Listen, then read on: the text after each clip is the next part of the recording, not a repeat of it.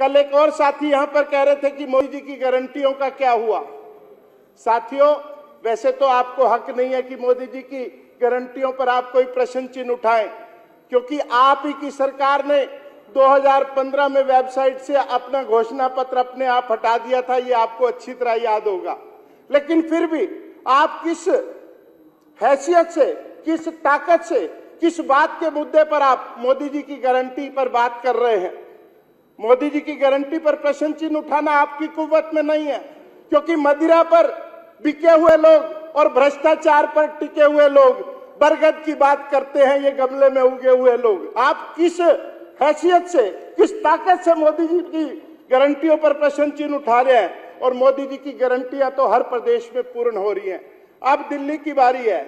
जब दिल्ली ठगी गई, दिल्ली लूटी गई, दिल्ली के साथ धोखा हुआ, तब आप चुपचाप बैठे थे, तब आप केवल ताली बजाते थे। दिल्ली को मालिक बताने वाले लोग जब यहां खड़े होकर चिल्लाते थे तो आप ताली बजाते थे, विद्रूप हंसी से दिल्ली की जनता का मजाक बनाते थे।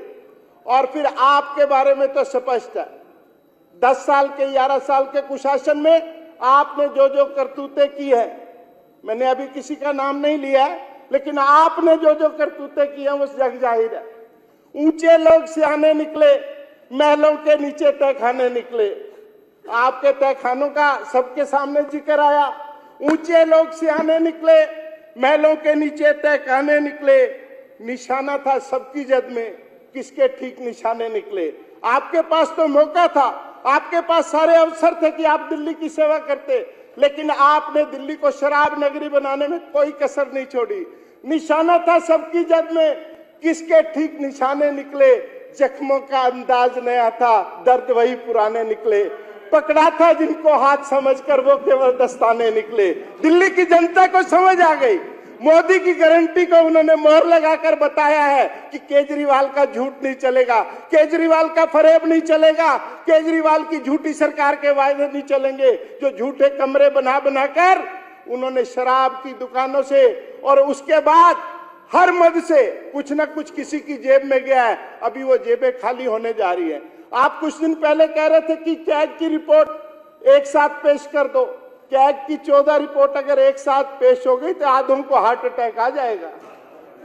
ये धीरे धीरे इंजेक्शन लग रहा है और फिर आगे भी जगह बन रही है, क्योंकि दीदी ने इस बार जेलों की और न्यायालयों के सुधार के लिए भी ढेर सारा बजट छोड़ दिया है।